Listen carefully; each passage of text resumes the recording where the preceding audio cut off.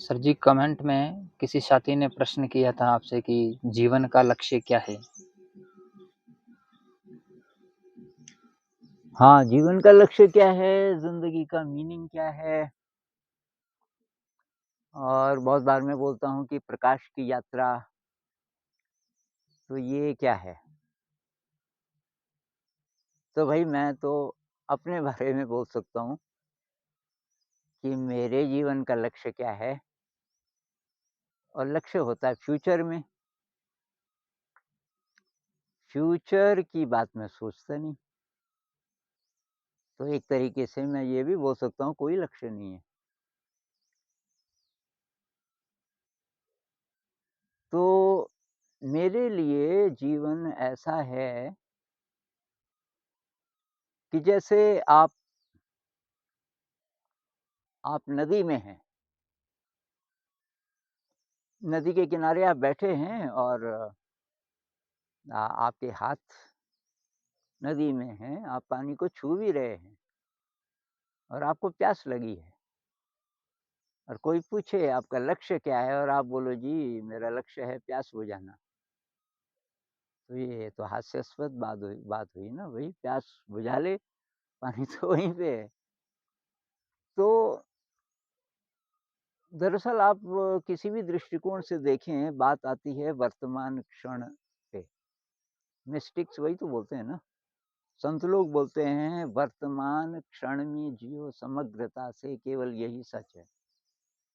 ये क्षण, पीछे जो गया वो गया। आगे की आप केवल कल्पना कर सकते हो। आगे जो भी आप सोचो वैसा है नहीं, क्योंकि कोई नहीं जानता। तो ये जो वर्तमान क्षण है बस ये सत्य है। तो लक्ष्य क्या है कि भई इस क्षण में आप जी पा रहे हो कि नहीं? तो एक तरह से ये कह सकते हैं कि भई वर्तमान क्षण में कैसे जिएँ? लक्ष्य कहना ही है तो ये बोल सकते हैं वर्तमान क्षण में कैसे जिए।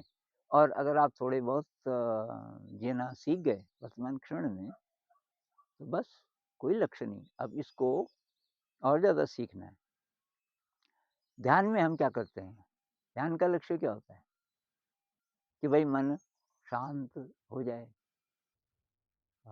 योगः चित्तवृत्ति निरोधः, पतंजलि जी बोलते हैं कि यही ध्यान का मतलब है कि आपका मन हर स्थिति में एकदम शांत है। एकदम शांत है मतलब एकदम वर्तमान में है।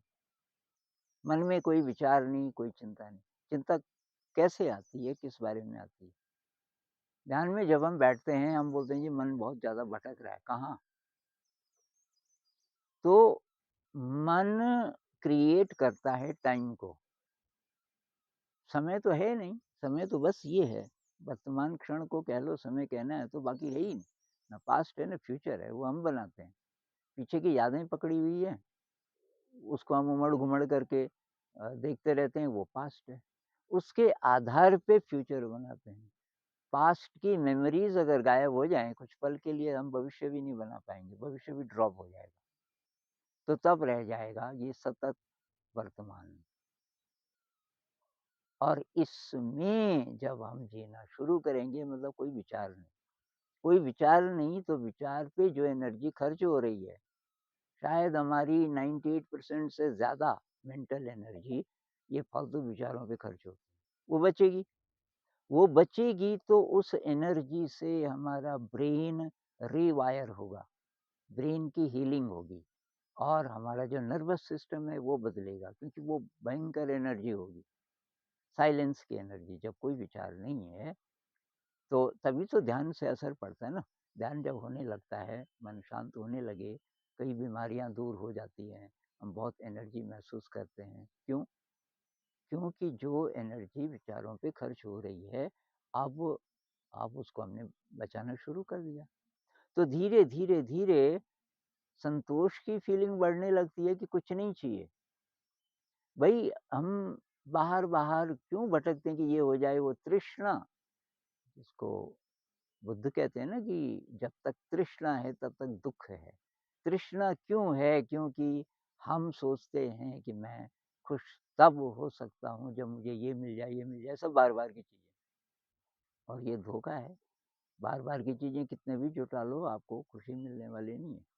तो थोड़ी देर के लिए अच्छा लगता है, आपने नई कार ली, बहुत जल्दी फिर वो ख़त्म खुशी। कुछ भी मिल जाए आपको, वो कुछ ही देर तक आपको थोड़ा आपके मन को थोड़ा-सा खुशी भी क्या कहें उसको, थोड़ा-सा अच्छा लगता है कुछ देर के लिए। अगर वही फ़ीलिंग आपको अपने आप मिलने लग जाए अंदर से, प्रेम की फ़ीलिंग, आनंद की फ़ीलिंग, तो और क्या चाहिए? हमें जीवन में केवल वही चाहिए। अब जो बड़े-बड़े सवाल हैं कि ये मौत के बाद क्या होगा? कि पुनर्जन्म होता है, ये ब्रह्म क्या है? और ये अनंत क्या है? ये ब्रह्मांड कहाँ तक है? ये सब का पता हमारा ये सीमित दिमाग है, ये कभी नहीं लगा सकता। उसका तो एक्सपीरियंस कभी होगा, मिस्टिकल एक्सपीरियंस तो होगा, उसकी भी डिज़ायर नहीं करनी चाहिए। वो हो भी जाए तभी भी हम बार-बार वर्तमान में कैसे जिएँ, असली बात तो वही है। तो कबीर जी कहते हैं ना, बूँद समानी समुद्र में।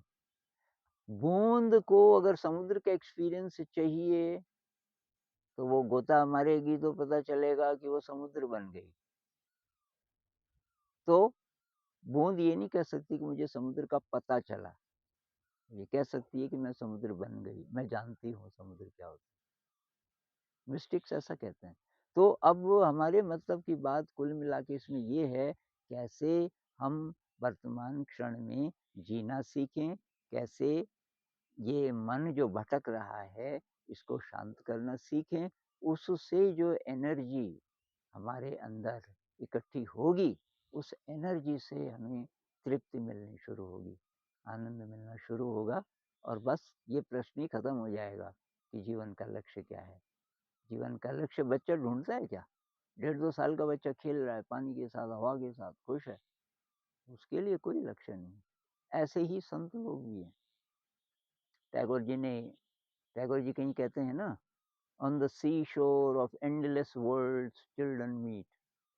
अनंत अनंत जगतों के सागर तट पर बच्चे खेल रहे हैं, उनके लिए समुद्र दोस्त है।